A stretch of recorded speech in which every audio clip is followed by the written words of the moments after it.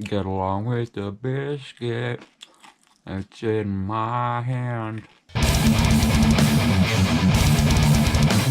What is up, everybody? This is your boy Claytron, aka Clay Callie, aka Clay Dough. Or Dipshit. My dad likes that one.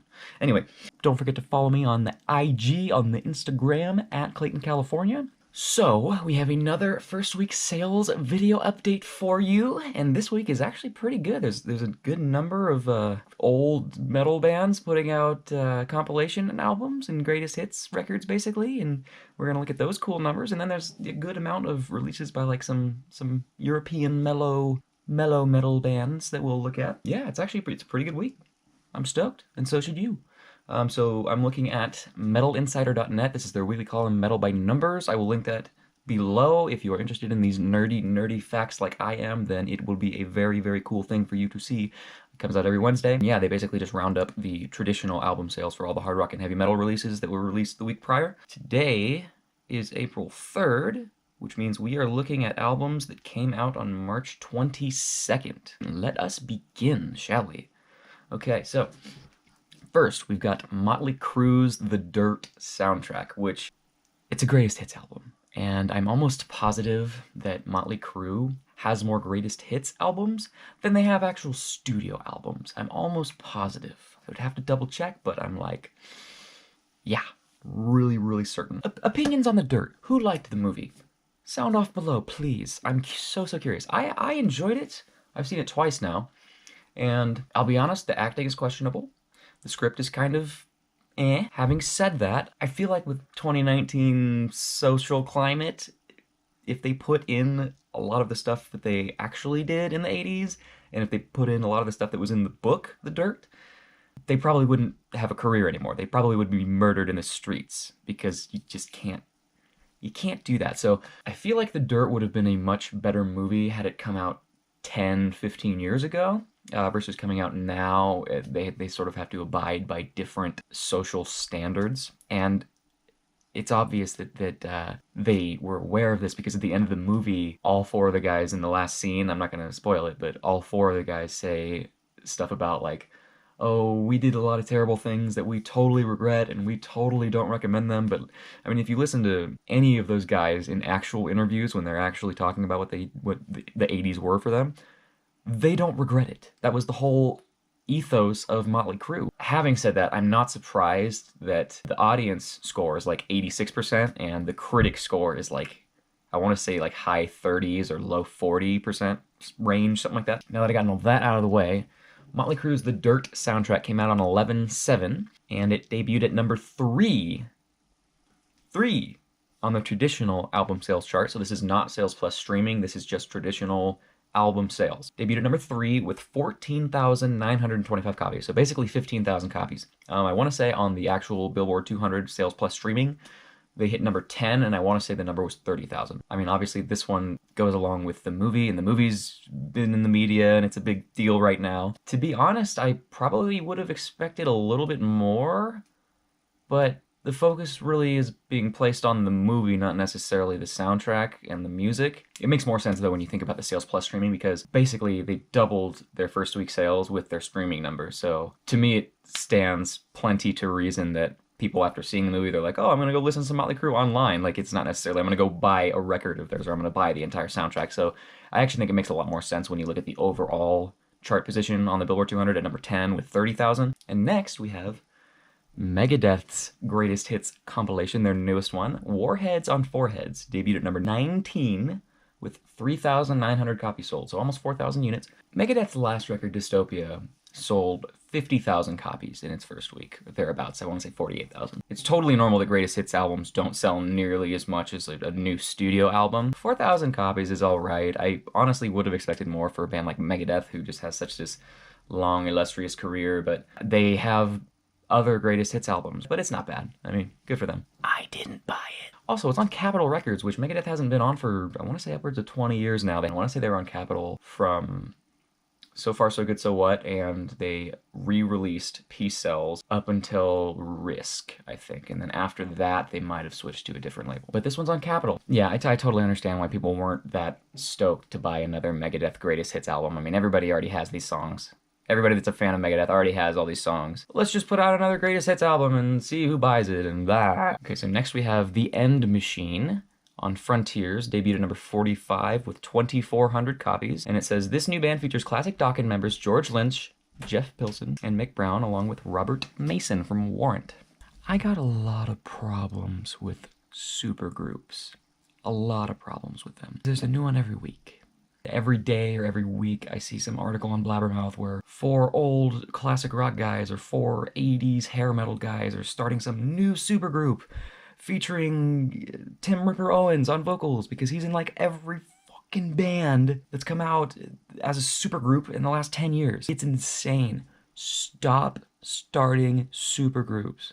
And what's even more unfortunate is that they usually sell pretty well because a lot of these guys are older and they have older fan bases that still purchase records, and 2,400 copies for a band that basically just started. It's their debut album, but it's a supergroup from guys that have been in other successful bands. Stop it. Next we have Battle Beast, No More Hollywood Endings. Strange name. It's on Nuclear Blast, debuted at number 104, 1,150 copies. This is the band's 5th album. I had no idea that Battle Beast had been around as long as they have been. That's pretty nuts. It's their best debut that they've had in their career in the United States anyway. And this is like that melodic metal band from Europe with the female singer. I'd say overall I'm not really big on this like grandiose, over-the-top European melodic metal. I think Nightwish is the best example of these kinds of bands. I do like Nightwish, but there are just so many, like hundreds of bands in Europe that have this very similar sound. Maybe they have a female singer, maybe they don't, but it's just like melodic pop metal. I love melodic metal, I love melodic death metal, but that is just a little, this brand of melodic metal is just a little too cheesy for my tastes. Oh, okay, so their last record, Battle Beast's last record, Bringer of Pain, debuted at number 196 and it sold 1,100 copies. So their new record sold 1,150 copies. Congrats on your 50 unit increase.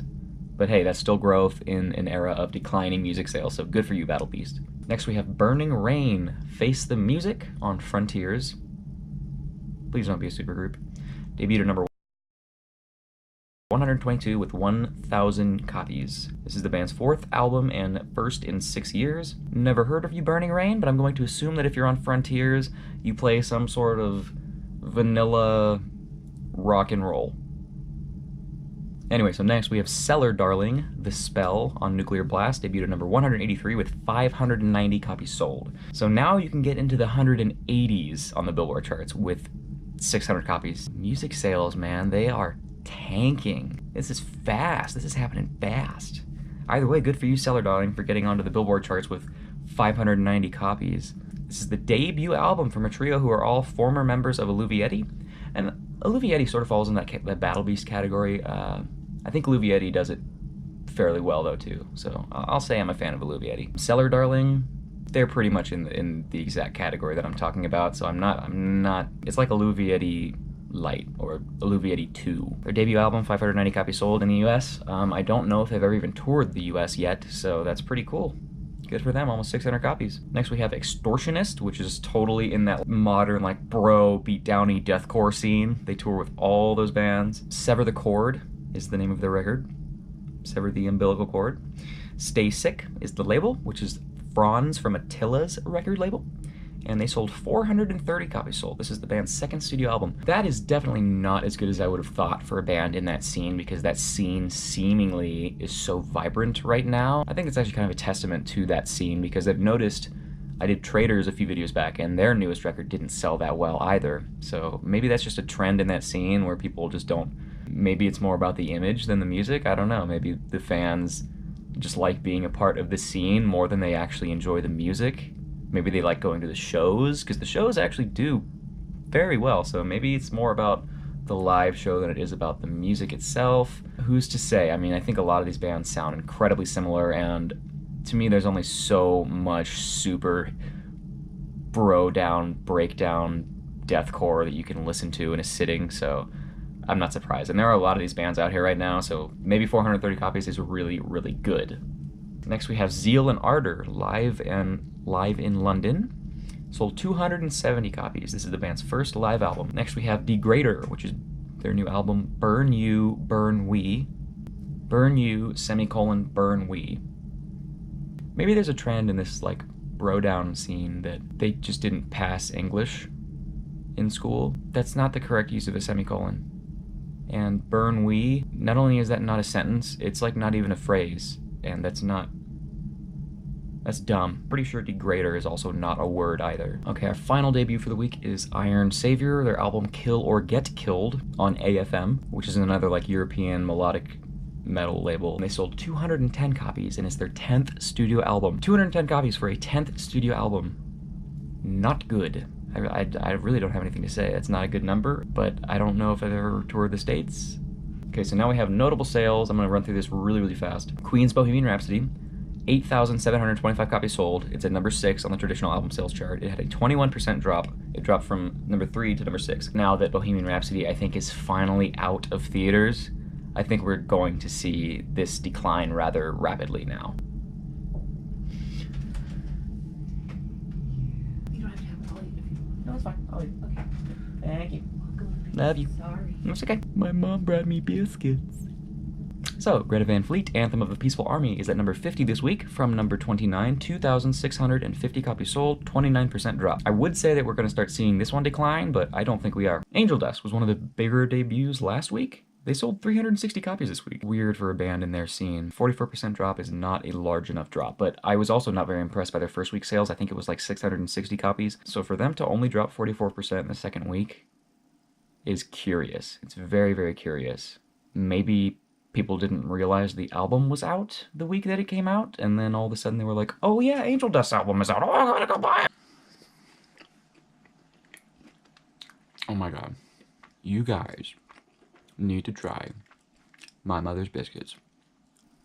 Fallujah, Undying Light. 180 copies sold.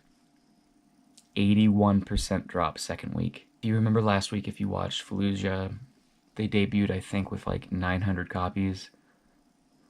And their previous album debuted with almost 5,000 copies.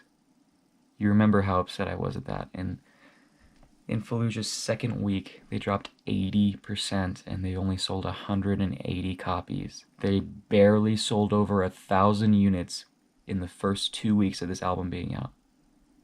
And the last record sold 5,000 in 1 week. I am so, so sorry, Fallujah. Alright, this is where I'm going to end it this week. Cool debuts, Motley Crue, Megadeth. Unfortunate news about Fallujah. But still a good week for debuts. Still a good week. I enjoy a lot of these records. And you should too. As always, let me know what you think in the comments below. KFC ain't got shit on my mom's.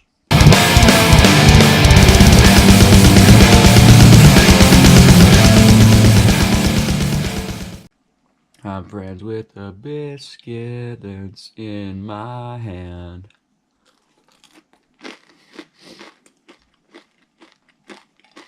Get along with the biscuit that's in my hand. You're trying to save me, but you never tried these biscuits.